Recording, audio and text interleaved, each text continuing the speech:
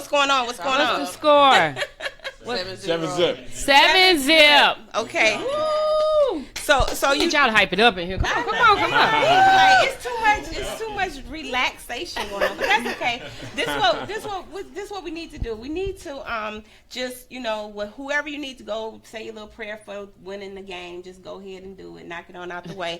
And we're going to get started. We're going to jump in. We got some 4 amazing guests right here. I'm gonna let them introduce themselves and tell you share a little bit of their story. And we're going to start with Miss Belize over here. Yes, ma'am, Miss Woman. And you got to talk in the mic. Yes, ma'am. Okay. so Miss Belize, just tell us about you. All right. Well, my name is Belize Samuels. I am an STD life coach for women, African American women to be exact, with herpes. I contracted herpes 8 years ago, and I thought my life was over. Yes. I love that we're talking about love because I didn't think I was going to get none after that. I was being honest. I thought love was out the window. I thought kids was out the window. I thought marriage was out the window. And then my husband came. Thank you, Lord. He came. But I had to be prepared. And that was the biggest thing, to be prepared for love, to really get yourself ready for it. And I think that's one thing sometimes as women, we say we want it, but we're not prepared. Yes, yes. So. What okay, so tell us how that emotion was for you when you first found out about your STD. How was that? You were in college, right? I was in college. I was a sophomore in college. Did you have any support systems? Cause my friends was my that's how at the given time my family is friends. Like if I'm Ms. Wanda, we friends to the end. That's it. That's just how it's been for me all my life. So my friends were my first contact. Not my mom, not my dad, not my brother, my friends. I called my homegirl. She's a nurse. She said, this is what it is. It hit me in my chest because, we all had that pit in your stomach kind of letting you know what it is. Mm-hmm. You don't want to listen to it because we know that's the truth, and we don't want to hear the truth. So with that being said, I already knew, but I needed confirmation. And my life fell apart. I was like, why me, though? Mm-hmm. I know people doing other stuff. I know I ain't perfect, but why me? But at that time I didn't understand until later on. I was like, well, I am perfect for this because some people can't do what I'm doing. Yeah. So I had to accept it at that given moment. It was hard, until you figure out what your calling is. Yeah. And then you started your business, which you help women. And what I love the most is you're very specific in what you do. So it's African American women from the ages of 21 to 45. You can't get a clear cut business model in that. Yes, I chose that age bracket because number one, that's when women are most active. Mm-hmm. We're looking for love at that given moment in our time. We're looking to be married. We're looking at that age. That's when, like right after college or right in the middle of college, it's like, okay, it's time. I'm ready. And that's the ladies who reach out to me. I have women older, but at the end of the day, that is just the age bracket that I realize that we need. And also African American women are number one who are contracting herpes. So I was like, let me relate to my sisters because at the end of the day, we're going to hide it or we're going to go sit on her couch. And still come sit on the couch. Oh, I still tell them to come sit on the couch. Oh, just know, I still tell them. Continue to pass it on and be in denial. Absolutely. Yeah. Mm-hmm. They suppress it. And I tell them, you can't suppress. You have to handle. You have to face. Wow. You have to. And what are some of the things that you did to overcome your walk?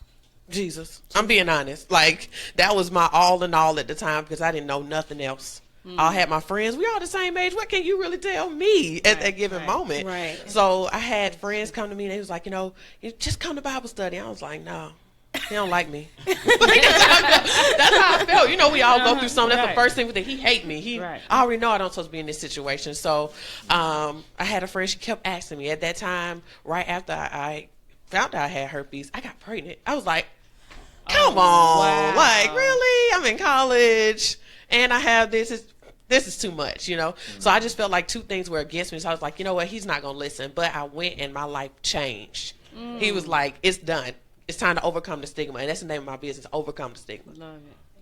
So when did you found your business? When did you found 2015. 2015. And you also have a book. Yes. And what's the name of your book? So my book is Overcoming the Stigma, Living Beyond Herpes. Okay. How was the writing process for that? Come on, girl. We diving in deep. We diving in deep. I didn't want to write it. Yeah. Because then I had to tell my business, and nobody wants to put their business out there. Right. We all are good with putting on face like, I got it together, everything is good, but I had to tell everything. I started writing it, and my computer went kabooey. He was like, not that story. You playing. You playing. I don't want that one. You trying to be candid. You trying to be cute. You trying to act like you just the best. I was like, okay. So I wrote it, and I wrote it just me talking to you. Like I'm talking to you, I talk to you in my book. Not long at all. People's like, it should be long. I said, no, I got to the point. Got to the point, told you my story, and at the end of the day, everybody tell me, hey, girl, I thought I was the only one. I said, well, me too. Yeah. Me too. Well, if we're the number one, then you know you're not the only one. Correct. I mean, yeah. So what was the process in getting your book published, and how, because a lot of people also, this is double thing. People want to know how to get their books published and, in telling their stories. So what was your process? What did you do? I jumped off the cliff. I just jumped. I didn't know what I was doing. I'm not going to lie. Like, I would never tell nobody to do what I did. So you self-published? Yes, I self-published. And I'll tell people, oh, look at my baby. I would never tell anybody to jump like I jumped. I mean, it was a learning experience, but I would tell so many people, get the help, and sometimes that's hard to do as business owners. It's my vision. You can't tell me nothing. You're not gonna tell me to take stuff out. We kind of get back up, very territorial. Yeah. And I was like, you know what, I'm gonna just jump. I started writing in July. I had to be finished by October because I had an event. So I felt like I was rushing, but at the end of the day, it was perfect to me. And then, life happened, okay? With the book, when I realized, oh man, I should have did this. Oh man, I should have did that. But I talked from people who was there. I talked to people with bestsellers. I'm like, oh, you ain't did nothing I ain't did. And I was like, oh, okay, I feel good then. I was like, because we all believe things supposed to be perfect. When you talk to people who went through, they're like, no, that's what you're going to go through. But you did the right thing. You jumped, you did it. Now let me help you do it right. So now I'm with somebody who's amazing. I work with J.L. King now. So he's like, oh yeah, okay, come on, I got your back. So, awesome. Yeah. You got a question? I don't know. I love that you said, what did you say? It was perfect for me. Yeah. It was perfect for me. I picked that up too. Taking that responsibility for that, owning that ownership, that is so important, because it's so many people dealing with these issues out here, STDs, any type of life element, how about that, or illness, and just wallowing in pity and bitter and sorrow and and frustration and blame and shame. Shame is the big one. Yeah, You can't get the healing. oh my God, so I'm so, to be, I don't know, you said 21 when you I was contracted 21 it. time. Well, 20. Yeah, it's huge. Was there any changes that you made, like health-wise, diet, anything that you went to, like outside of when I first started, praying? I just learned me. Okay. Like I had to learn about myself, and I think that's something we don't do until something fast, happens. huh? Something happened to you, that's when you don't take responsibility for your body, your health, your mental health, everything. You just don't take responsibility. Being in college, I kind of pushed stuff to the back of my mind at first, but after having my son, I said, oh, I have no choice. Somebody's depending on me to do better. So I started working now. I started eating healthy. At that time, we didn't have YouTube. Google wasn't for real. We had we still had Black Planet, all this other stuff. It was just like MySpace. Like, it was different then. So, I didn't have... What you talking about? So I didn't have the information they have today. So I had no choice but to deal. Get what you can get and learn the rest on your own. And I had to just learn myself. Sometimes I tell them, you know too much. That's hindering you. You know too much. You got too much to run to. Because then I didn't. I had to face it, and I had to face it fast, or I was never going to receive what I see today. So you think in having, I don't want to say too much information, but having access to all of this information is overbearing and they're not consuming it, or the information is not correct. It's like the information not correct. So you say, okay, you go online now and you put the word in, I swear you're going to get so many different things and nothing's going to match. It's different if I look up something about, oh, I want to be a doctor. The information is going to be the same. But when you put in herpes, it's not the same. And that's what it creates the confusion. It creates more shame, more blame. Because now you're reading people comments and you're like, man, that's what they think of me. Then that's what I have to be. And that's not true. So then you start taking on what people think. And that's the biggest thing, taking on what people think. And I was a person, I don't care what you think. That's something my mom taught me real. Who cares? And what they gonna do to you? And that's what she used to tell me. What you gonna do to me? What you can do? I can say what I want to say. You know, it taught me early. You had a good mama. I didn't feel like it at the moment. I was like, oh yeah, she told me she don't like this. But that's how I felt, because I was like, man, why you being so harsh? But now she prepared me for this, because people come for me all the time, and I was like, I'm good. I'm good. Yeah. Look, it's in a book. I'm an open book. What are you? Right. Take the mic. Somebody told me that. Right. They told me that. If you're transparent, what can you say about me? Right. Now Nothing. what? Right. Nothing at all. So. So what type of advice would you give to anybody that's going through that? Or I know that, like, especially being a mom, I always tell my kids, protect yourself, like use condoms, do this and do that. But let's face it, that doesn't always be the case of it. So what do you say to your younger ladies when you're doing coaching to them, or when you go out and speak to audiences? What are some of the good messages that you give to those individuals? Ask questions. I think we stopped asking questions. We stopped asking questions. Social media do that? I think social media did that. I don't know what happened. It's just a disconnect. It's you're going to Google now. You ask all the questions, but we don't talk like we used to. I believe it's social media too.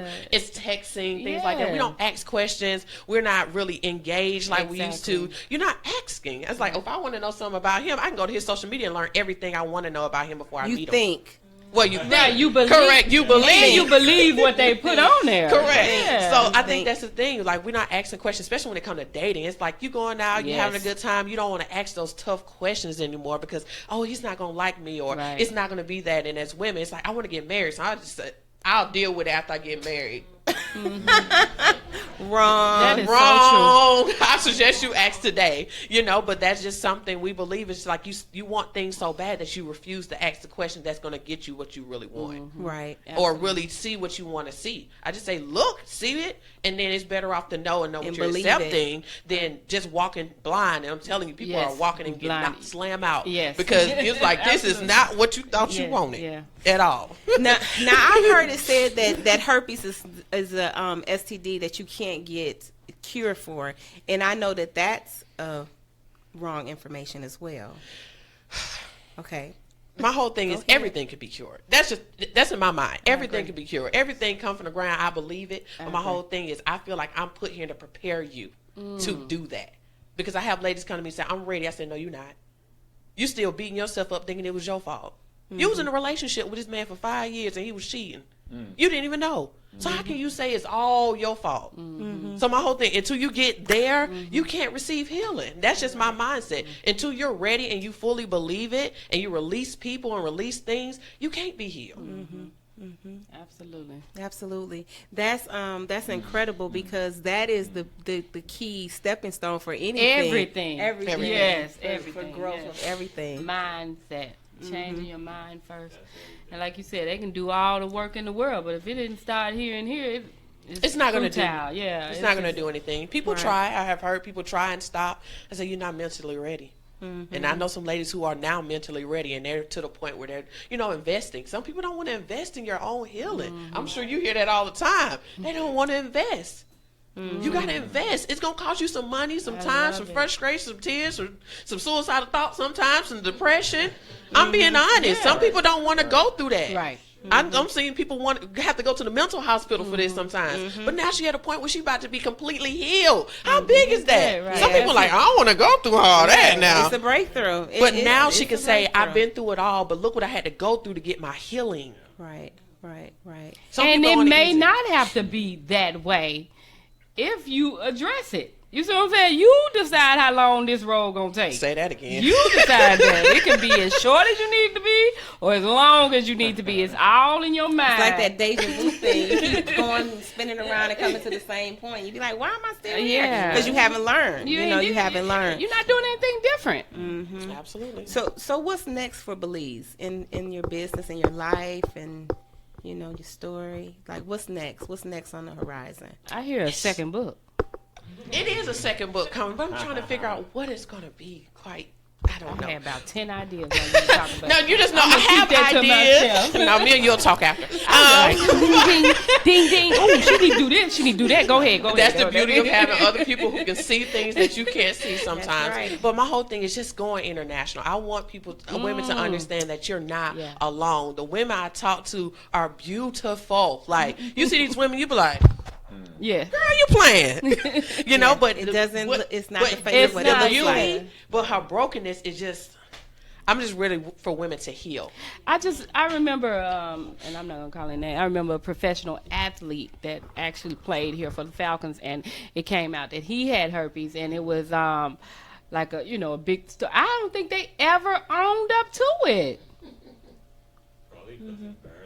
I can imagine, just being in that environment. I mean, any environment, but especially that environment where you're expected to, be the man and get the girls all the time. And the dudes are like, you can't admit anything like that around your counterparts, so. That makes it very, very hard. And I think it makes it even harder for men, because I even talk to men. Talking to my brother's kind of rough sometimes. I'm like, come on. And they break down too. And I be like, whoa, you don't really see men at a point like that. Especially when you think, oh, they don't care about their health. As women, like, oh, he don't care. He ain't check himself out. And that's not always the case. Right. He's in the same predicament you were in. She didn't tell him. Right. Or she didn't know. Yeah. Things like that. So even seeing it from that standpoint, it's like, okay, this really is a problem and we're ignoring it. Right. I mean, with so much reality TV now, and everybody is engaged in oral, fixation and oral sex, and like you said, social media has taken us away from communication. Right now, it's just about hooking up. And nobody is having conversations. You just Ubering your girl over to the house, and y'all kick it. And you're right, they are Ubering over. That's what they're doing. What they call it, Netflix and what they call it. So Netflix and chill, right? That's what they're doing. So you can imagine how many people are dealing with this right now, and millions. Ignoring it. Well, tell us how to get in touch with you. Tell us for the women that's watching, that's listening, that want to get in touch with you. How can they reach you? All right. So number one way you can reach me is social media. That is my bread and butter. So you can reach me on Facebook. So that's Belize Samuels on Facebook. Just like the country. Mm-hmm. Just like the country. So you just reach out to me and we'll talk. Okay. Send me a message. I am just like I am now. You're going to talk to me the same way. Some people are like, you're the same. I was like, what am I supposed to be? She is the same.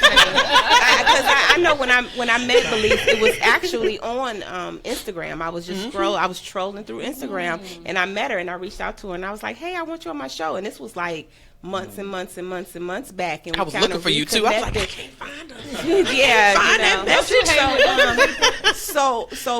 So shift the mic over there to that gentleman right there.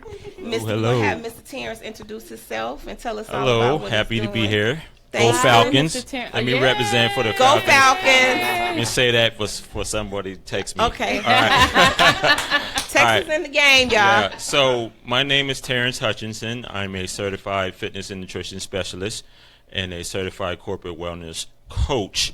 I am the owner of Best Lifestyle Fitness and Nutrition, and I am a huge advocate for health and wellness.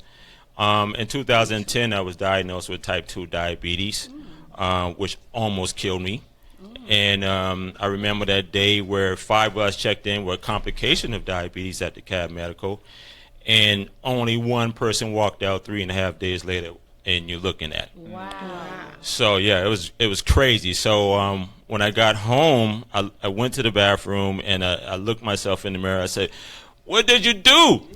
You know, you're about to kill yourself. What's happening? What's going on?" I'm looking at myself like, "Oh my God, I can't believe what was happening with me." You know, I lost like almost 30 pounds in 3 days, and I went from 235, 240 to like, like little than nothing, almost 200 pounds almost, right? Wow. And I'm like, what is this? I'm looking at myself like, you look so frail, but I was still 200 pounds, but I haven't been 200 pounds since almost 1997, 1998.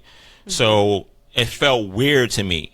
And so I was to the point where I was having to take insulin after every meal and whatnot like that. And as a kid, I hated needles. I do not like needles. So injecting myself and popping pills for the type 2 diabetes, I mean, my numbers was way off the charts, Wow. right? I was supposed to be pretty much in a coma or dead. But because of, a lot of fitness that I was doing, exercising, I was able to balance some things out and able to bring my numbers down. However, it affected my sight. It affected my energy, my endurance, and I was like, I got to get myself back together. So I started getting back in the gym, working out, and somebody came and said, hey, you the trainer here? And I was like, bing, something went off, right? He walked into it. Yeah, I walked into it. So, I took some classes. I educated myself on fitness. I already had a culinary arts background, and I got really into nutrition and exercise therapy, disease prevention, and because of all of that, I was able to reverse the type 2 diabetes. About 3 years ago. So it took me off of the insulin and whatnot like that. But when you get to the point where you're tired of injecting yourself and you hate needles all along, I'm like, I'm like, oh my God, this has got to go. So I had to educate myself on the disease, and a lot of times when, doctors would tell you in the hospital, hey, take this class about diabetes, and they want to teach you how to manage with it. Live with it. Yeah. And I was like, I don't want to live with it. I want to live without it. Ooh, so better I had say that. it's like, screw all that. Who wants to live with with Right. diabetes? Sticking the needle every day. Yeah, sticking the needle every day. And I was on the Lantus pen, which was 5 pens for $160, and I had top insurance, but it wasn't covered by the insurance. Wow. Right, so 5 pens last me like a week, so that means $160 a week. So I'm saying to myself, oh no, this is not going to Very work. expensive. So I was like, so I had to figure out a way how to redirect that money back into my checking account. And the only way I can do that is to get well. That's right. So that's how I got into like wellness. Like fitness is great. You can go to the gym and work out, blah, blah, blah. Okay, cool. But having a total wellness, like mind, body, spirit, emotional, environmental, financial, stress reduction, weight management, all those things play a huge part in making sure that, your life, you expanding your life. Right. Right. Extra hour, as you age and whatnot like that. So, I try to get more into the wellness part overall versus just telling somebody, come on, let's go to the gym. That's boring to people, I like to, it's like, for real, a lot of people, they may get a diagnosis from their doctor and say, hey, you may need to lose 20, 40, 50 pounds, but they haven't exercised since high school. Right. So now they know they have to do this, and they really don't want to do it. Right. So my whole thing is to get into this person's mental state to see, like, what exercise did you like to do in the day? Was it swimming, basketball, whatever the case may be? And then we try to tap into that. So when you find joy and happiness and things that you really love to do as far as exercising and fitness, Right. then you'd be more inclined to want to do it. Right. And it's like, if you like swimming, let's go swimming. Let's go swimming. I don't swim, but I'll coach you. I'll go. I'll go with you. Okay. You ring the buzzer. Right. Yeah. And so I had to really pay attention to what I was eating for sure, and find the natural elixirs that's already in your house. Your spices and your apple cider vinegar, And, and I read, and it's like cinnamon is really good for it, Like in the African American community, cinnamon is like, if you were suffering from diabetes, cinnamon was the spice, that's the go-to spice. But I'm saying to myself, I don't want cinnamon every day. How am I going to sprinkle? And then this, people say, I don't want that every day. So what it really helped me, and I tell anybody, that's what really helped me to cut through the glucose levels and lower my A1C and lower my cholesterol and everything, is that apple cider vinegar. Apple cider. When I tell you, that stuff really works. That thing cuts through. And take it every day for you every meal. Yeah, I was able to reverse type 2 diabetes with a healthy lifestyle and visualize my success of wellness. Because a lot of times, we'll go through the motions, but we don't want to, really do it. So I had to something had to switch on here. It's like I had to visualize me getting better. Right. Visualize myself not injecting insulin. Visualize myself not taking the metformin, and go to my doctor's visits and see where I'm at, And a normal range for diabetes is like, I think it's from 70, 80 to 120. And my thing now, when people say, doctors say I'm pre-diabetic, I'm like, what time did you go to your doctor's visit? And they said, I went like 12 p.m. after lunch. I'm like, bad, that's why you pre-diabetic.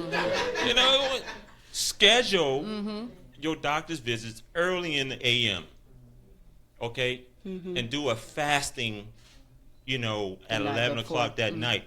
Okay, drink a lot of water. So when you go early in the morning, they're taking your blood, you can get an accurate reading. But the A1C, they go back like 3 months, 4 months. They can tell that, right?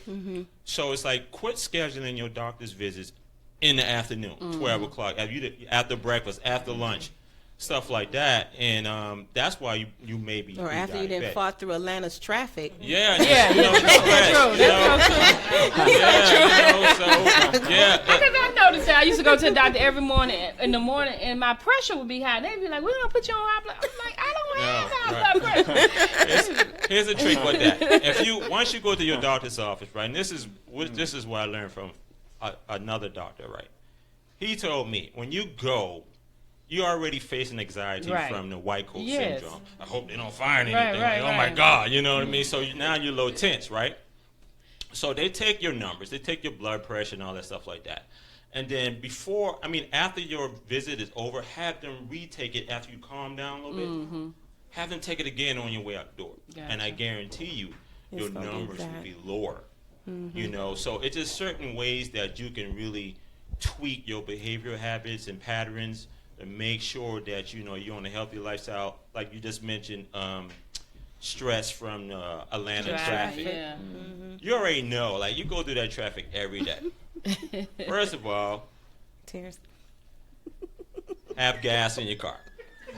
Second of all, always have water. And then have emergency snacks, because you never know what happens, So I like to have like a thing called a first aid snacks.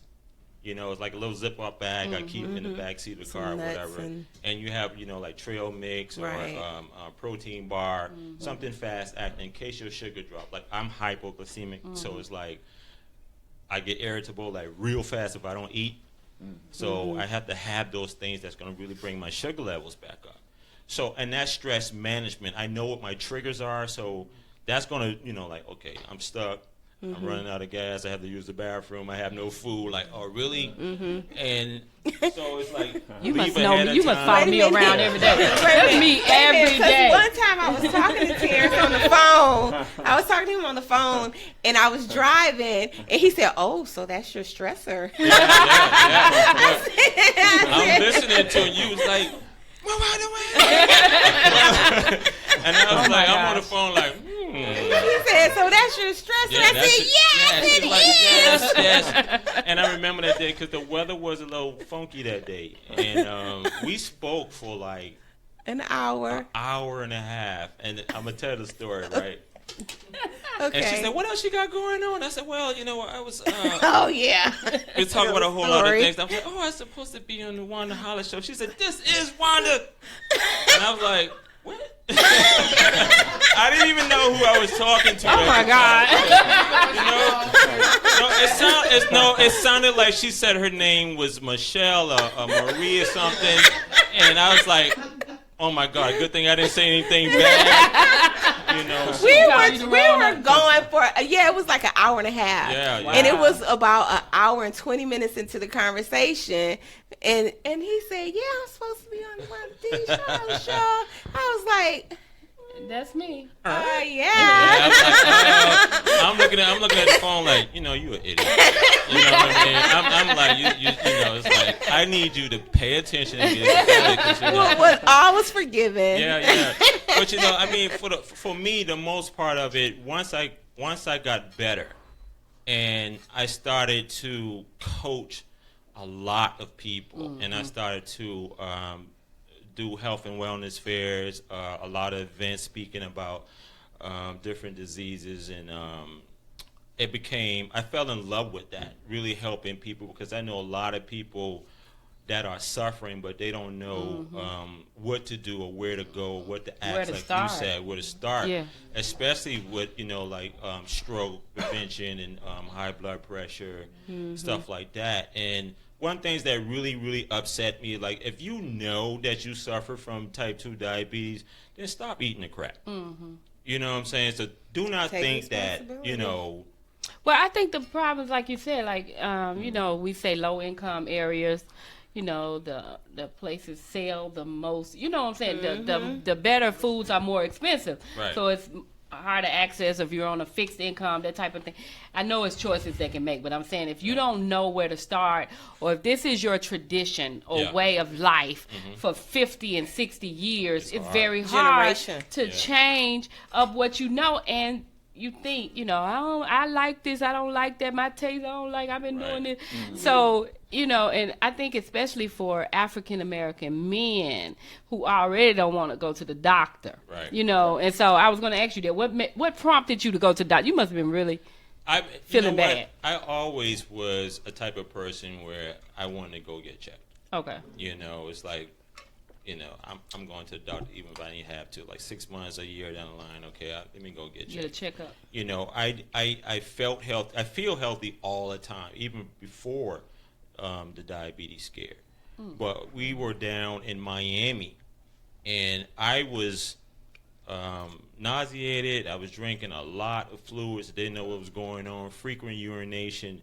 Waking up, sweating, running to the bathroom. Like, man. So you knew something was wrong. Yeah, I was like, this is crazy. What's going on? I thought it was, at the time I was on high blood pressure medicine. And I thought it was something new that they put me on that was having a reaction to. This is medicine. Yeah, and I was like, man. That's so the first thing we say, right? Yeah, like, but my taste buds went. I couldn't taste anything. All my favorite foods taste like nothing. And my mouth was so dry. I was drinking so much fluids, not knowing that I'm adding more sugar in me. Orange juice, not Coca-Cola. water, but drinking. Right. And I never drank water that much until I had to. Man, I love water so much I'll right now. tell you. Let me tell you what. Drink more water. Let me tell oh you. my God. Right.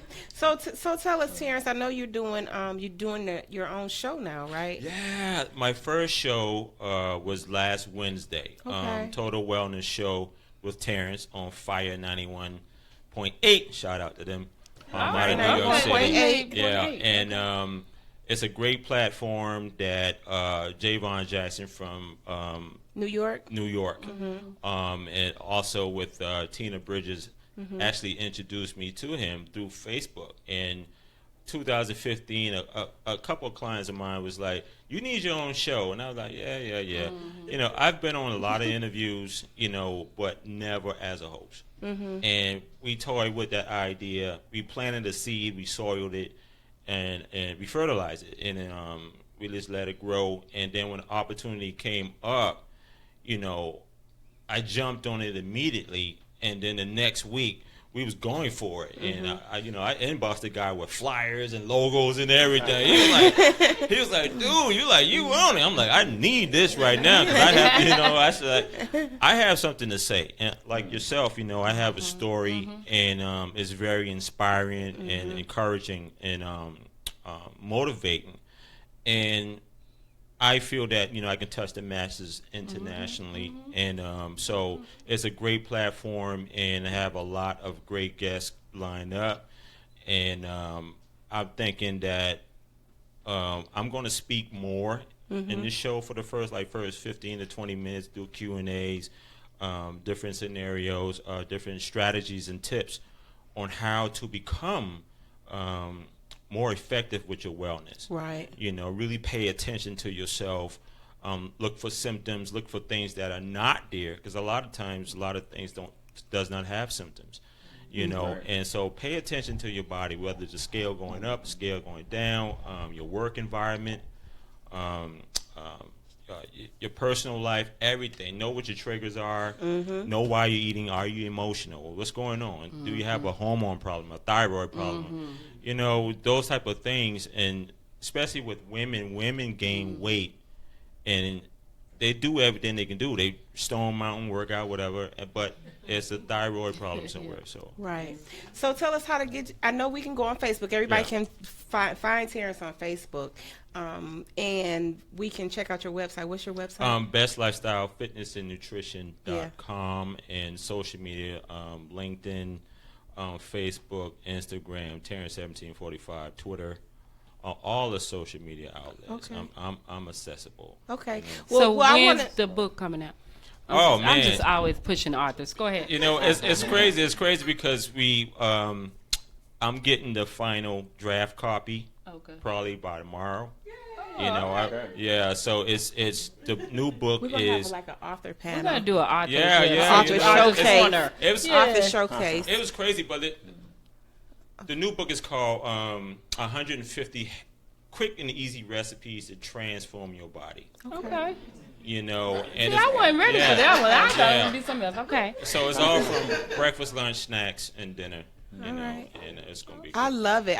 And what I want to just say to everybody listening to definitely reach out to Terrence and give him a call. He's so authentic. What you see now is what you get all the time. All the time. Very he may not know who you are. He may not, but he'll just talk, like he knows you. So it doesn't matter. Obviously, he's very friendly. But he's very friendly. It's a conversation. I was like, I'm so used to But Wanda, you make people talk, so I'm gonna give him that one. So, but I just want to just let everybody know that they definitely can get with you, and you can work out a perfect individualized program. Now we're going to pass the mic over to Miss Jess. Hi, Miss Jess. Hi, Miss Jess. Hi, Miss Wanda. So, Jess, tell us about you. Anything you want to share? Tell us what you got going on. Nothing to share today. Pass the mic. She fell right for that one, didn't she? Right. I'm not going for it. Floyd already tricked me talking about y'all was at a Super Bowl party and it wasn't coming. So. Okay, so my name is Jess Fraser. I am a consultant with Pure Romance. For those of you that do not know or not familiar, Pure Romance essentially is a health and wellness company. We cater towards women's health, more so sexual health. So we provide an environment where we can get ladies together in the comfort of someone's home, and we just let it all out. Because I don't think that there is a space for that right now where women feel comfortable talking about sex, talking about sexual health, talking about wellness, right, and just, laying it all on the table and getting good feedback and getting things that they would need to progress forward. So, in a nutshell, you have to ask her questions. Yes, Okay, so that's okay. I'm She anybody, can- the thing about it is, and this is what I love about all my guests, because it's individuals. So some, they'll just run and you like and then Don't do it like and then some, You have to you have to just pull. yeah. It doesn't matter. So I Okay. want to just ask I'm you a a couple puller, questions. Jess. It's okay. Ask I'm a you puller. ask you a couple questions. So what kind of products do you have? I know you sell products, and so what are some of the products that we have? So yes, we sell products, and a lot of people when they hear pure romance, it's automatic. Oh, the sex toy. But no. So 60% of our product line, or a bit more, is geared towards bath, beauty, and spa products. So we have bubble bath, shower gel, body oil, mist, dews, just the whole nine, perfumes. We have it all. So She's so pretty. Sell it. that's only part of it. That's like a smaller portion of it, but it's an all around just you feeling good about yourself. So not necessarily just sexual wise or in the bedroom, but empowering women in the bedroom as well as outside.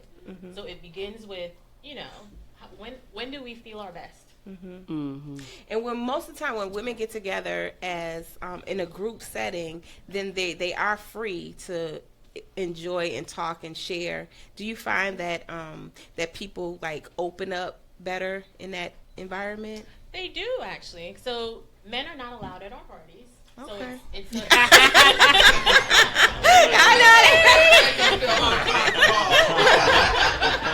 Do you have any men products?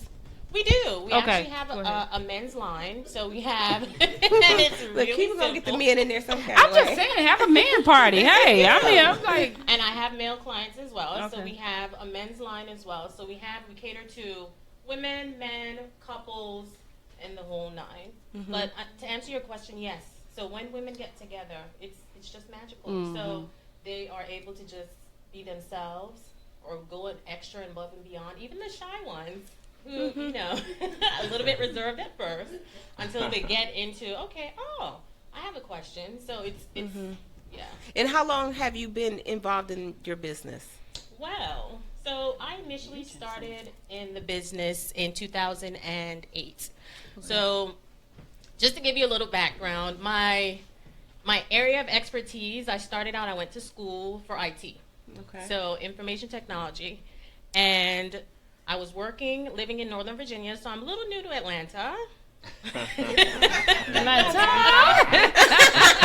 But you show for the twist on Atlanta, girl. I am a little new to the area, but I was working and living in Northern Virginia for a while. Okay. And I got into the business mainly because I was looking for something extra outside of just my regular, something fun to do, something to make a little extra money and just have fun, meet new people. Because I was much younger then, didn't have my kiddo, and, I was single and just wanted to go out there and have fun. So I started in 2008. And at that time, I didn't realize the magnitude. I didn't realize the potential in the business and what it was about and what it could become. So in 2008, I started out, but I didn't really do much with it. So I took a hiatus. And then I came back in 2012. So this was shortly after one of my government contracts that I was on with the IT, it ended. So it kind of was my plan B. And so I jumped right back in, and then I didn't look back ever since. And you've been doing that full time, right? Correct? Yes, I've been doing it full time since 2014. Yeah. okay. Okay. Okay, awesome. And how is the company? Is that a multi-level marketing company? It is. The company is awesome, I would say. We've been in business for over 25 plus years. Okay. They definitely take care of their consultants as well as their clientele. So all the products that come out that they release, they're top notch, and it's just So do they cater to not only, but do they have like African American women products? Do they cater to a specific woman, or is it just kind of across the board? I think it's across the board. Some of the products, some you may find work well on one ethnicity versus another, but it's just across the board. It's not geared towards a specific Okay. So how would we get in contact with you if we wanted to purchase products or do a party or something? Well, you can, of course, social media. So I'm on social media as Jess Fraser. I also have a fan page. I just recently renamed it. Pure Romance by Jess Fraser. At first it used to be Parties by Jess. And you can also visit my website, www.pureromancebyjess.com. Okay. Is that JES? Yes, JESS.com. JESS.com. Okay. Well, I just want to thank you for coming on and sharing that information, and I can't wait to see what's in that goodie bag, because I know I got some good stuff in that goodie bag. You know what? So I brought you a goodie bag. Okay, and okay. I also brought a goodie bag. I don't know if you guys, for the callers, to either raffle off or randomly Okay, pick. callers. right. Okay. If y'all want, I don't know, y'all better call in. She giving raffle off. Yes. 478. What is it? So Jess, I just want to thank you for coming in and sharing, and I look forward because we're gonna have a party. We you know what, this room is magical. I can see this whole room turning into like an explosive I see a party. lot We'll of have things, Terrence back on giving tips, and y'all just wait till this brother start talking, and you know, just wait till he starts getting on, and you know, and then Miss Belize giving her information out, and then you with the whole, you know, way to take care of your body. We also, guys, remember we have an astrologist here as well, and she's gonna blow y'all away too. So let's pass the mic. Oh, he got the mic. I forgot you had a mic. Okay. Yes. Okay. Yes. Okay. Well, will Mr. Floyd Okay. take the floor? Sure. I tell you, good evening. My name is Floyd Potts. I first just want to say that I'm moved by the testimonies that we're given here, the stories that we're given here about real life situations that people are dealing with, and particularly us in the African American community dealing with health from the standpoint of my sister here, and then my brother here with his, and then my sister here with a business opportunity. Right. So that's powerful. Me, I have a blog talk radio show. I've had it on now for about 7 years. It is the Floyd Potts Show. Okay. I'm also an author. I've written one book, came out in 2008, and I've got another one that I've written. I just got to get it published. It will come out later on this year. The first book was entitled, it's right along the same area. The first book was entitled, Why Your Man Will Not Stop Cheating Until He Does This. Let me get that book.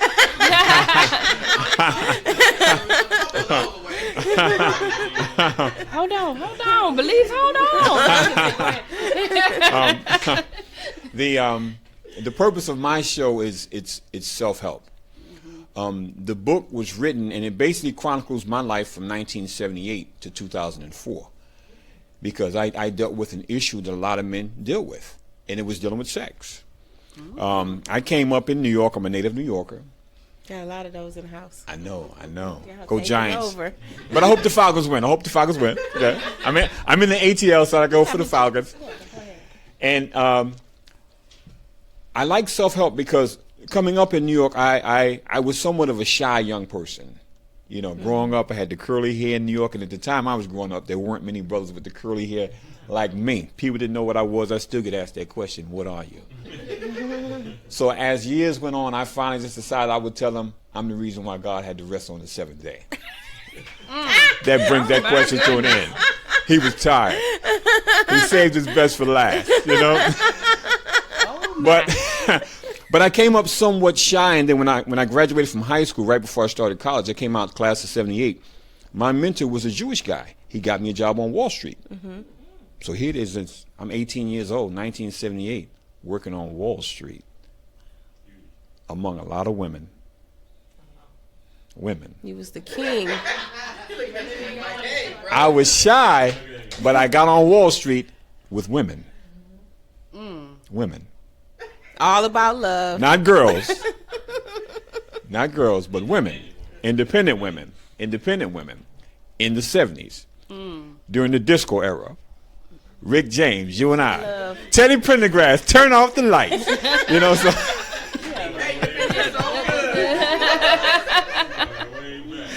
And the lights never seem to come on. I mean, but I can't. I had to shut y'all down. I had to shut y'all down. I knew.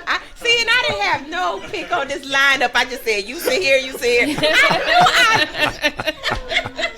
but so what happened initially, me being a young man, getting this exposure to women, going clubbing, getting paid, was still living with mom, making $600 every 2 weeks in the 70s, no bills. You know what I mean? Drugs was around. Good drugs. Good drugs. The Panama Gold, the Colombian, the good stuff. Let's tell all the You know what I mean? The good stuff. And next thing I know, I found myself dealing with a lot of these women. Okay? And I found myself with a lot of friends who were cheering me on, you know. I started off my book in the forward saying that I was doing this, and a lot of my friends were cheering me on. After all, this is what we were told men do. That because they're outnumbered, that you got to grab as many as you can. And I did that from 78, and then time went on. I ended up 1979, Easter Sunday. I never forget it. I was in church, and Bible Way Pentecostal Church in Brooklyn, New York. I was on the third balcony, and the minister had the altar call. I still don't know how I got down there, but he had an altar call. And the thing about it, I had went there not so much for the word. We went to church on Easter Sunday because we knew there would be women there. I went there to get numbers. I had a $3 bag of weed in my pocket. Me and my boy Al was like, look, all these women in here. We're going to collect numbers. Afterwards, next thing I know, I'm down at the altar. Altar call. Getting saved. Accepting Christ as my Lord and Savior. You really got some numbers in, didn't you? It's funny. No, women love to see a man go down there. Well, times are different. This was the 70s. Those women didn't. This was the 70s. They saw me as being taken off the market. This was different. Telling the truth. Go ahead. Well, now they do, but then it was a little bit different then. I was being taken off the market, So lo and behold, a year later, I ended up getting a scholarship to a theological seminary. Wow. Right? I'm there about a year, and I decided I wanted to get married because things were still pulling on me. I had gotten saved, but I hadn't gotten saved below my waist. I mean, just to be honest, I hadn't gotten saved below my waist. People think because you get saved, you just change overnight. You don't. And so I got married, and for a while there, I was faithful. But then I joined the military, left college, joined the military. We got stationed in England. All of a sudden, now I'm the foreigner over there. All of a sudden, now I'm surrounded by a lot of black women with that lovely English accent. And I forgot that I had gotten saved. Okay. I forgot that I got married. Right. She like, you just got that part too, huh? All that. And I went back to being that guy I was on Wall Street.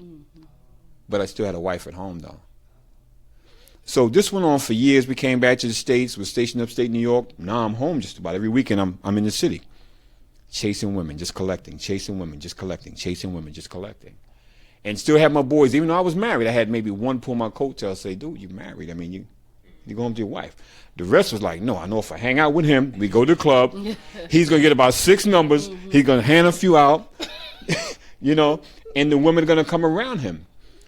And it wasn't until got a first divorce, then remarried right away, didn't heal, didn't look at self, try to find out what was really going on with me. Got a second marriage, 16 years, then got a divorce. 2004, came down here with my 3 younger sons, single dad. And I really started, asking myself, what happened? I had 2 wives, and in no case did I see, and not in either of those situations did I see where I was supposed to be committed. And I didn't understand why it was a situation where I couldn't seem to be committed to one woman. That I couldn't seem to really want to relate to her mind or her heart. I was only concerned about the bed. And if there was an issue there, next. That was the mindset. Next. You know what I mean? And it wasn't until I really had that time I had to sit back down and had that conversation with Floyd and God to ask what's going on with me, because the issue was not them. It was me. It was me. And it wasn't until I started looking at me and started asking questions that I came to the realization that what I was dealing with was an addiction. Right. It was an addiction. But this was a time when no one was calling it an addiction. Because we didn't want to accept the fact that that's what it was. Right, exactly. None of that. You know what I mean? I think Tiger Woods came out in 08 maybe. He came out in 08. But it wasn't until I started really looking at self during that time frame. And then, not only that, now I had a different set of responsibilities. I've got 3 men that came down here with me that are looking at everything I do. So now my mindset was that I can't just continue to run through all these women. They're looking at this. Whatever I do, they're going to repeat. That's right. Right. You gotta break the cycle. Got to break the cycle. So I started backing up, and as I was backing up from that, by the same token, it was causing me to look more and more in the mirror and to ask questions. And as I started doing that, that's where my healing started coming in. Because I started realizing, number one, it didn't matter how pretty that woman was, because I ran through some pretty ones, and it never meant any. It didn't mean anything. It was a cycle for me that I always noticed that I would see them, I would like them, especially the ones that played hard to get, because I always said the ones that played hard to get were normally later on hard to get rid of, you know. So I mean, it's a real talk, and that's why so many sisters are bitter now, because some of them they're looking for a good man, they want to mind their business, and a guy the way I was then would show up with all this conversation, say all the right things, know how to be smooth, pretty boy Floyd, step in there. I figure I had the name, this, that, and the other. I had the look. I took everything God gave me and misused it. Because God made me a person that drew attraction. People, like I said, they look at me now and they wonder. But instead of using that to do good, I was using it to do damage, not just to myself, but to children, my children, and to all those women that I encountered and everything. So my book, I wrote it based on that all those years. And then I thank God I was able to apologize to both wives. Both wives forgave me. I was able to apologize to all my children, because I have 8. I have children from the first and the second marriage. They all forgave me, especially my daughters. Especially my daughters, because my daughters, they took it hard initially. Now, my children range, the youngest is 18, the oldest is 35. So I have adults and everything. So I was able to make amends there. But most importantly, the most important thing was I was able to finally look at Floyd and understand that the reason why I was doing a lot of the things I was doing is because I never really loved myself. Right. I was wondering where we're going to get there. Right. That's what it came down to. It's all about love. I never really loved myself, because once again, I was that shy guy coming up. I saw all my friends get all the women, and all of a sudden that changed. Got all that attention. That changed, but I never dealt with the real issue. It was me. So once I started doing that, start examining self and start asking myself, well, why didn't you love yourself, Floyd?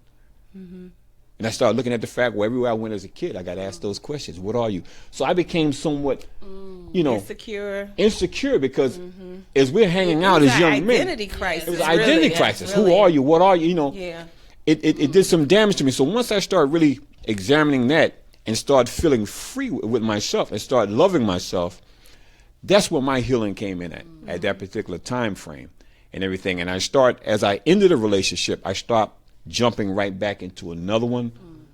I decided, let me step back, let me heal, make sure I'm all right. That way, when I meet that right woman, I'm good, ready, and I'm ready. So you know what? I commend you. I commend all my guests, because it's all about love, and I say that, and I said that from. In an aspect, because when most people think about Valentine's Day, they think about, who I'm gonna be booed up with the flowers and all this kind of stuff. But being all about love is all about love. It's all the loving processes you, that we loving, go through. yeah, right. So I just want to, and I know your book, we can go on Amazon, right? Amazon. Yeah. Amazon. Go to Amazon, get his book, and your show is on what day? I'm I'm on every Wednesday night. That's the book right Okay, there. You got it. Yeah, she's awesome. Here's something else. I'm on every Wednesday night. 6:30 p.m. on the East Coast. Okay, what we're gonna do is we're gonna take a very short break because we have a guest that's going to come back and perform, and time is ticking. I need another hour, Net. So I just want to thank all my guests. Y'all not going anywhere. Y'all, matter of No, fact, we're y'all coming gonna back, stay so just right hold there. on. So we're gonna take like a short power break. How short is it gonna be, Net? Like 2 seconds? No. Like, okay, we're coming right back, y'all. We're coming right back. Right So back. make sure you tune in. 478-569-6474. 478-569-6474. Call in now. Call in now. And when we come back, you're going to hear from the beautiful April Ruffin. Yay. The biggest station in the world, playing all of today's hits. You're listening to Instinct Radio.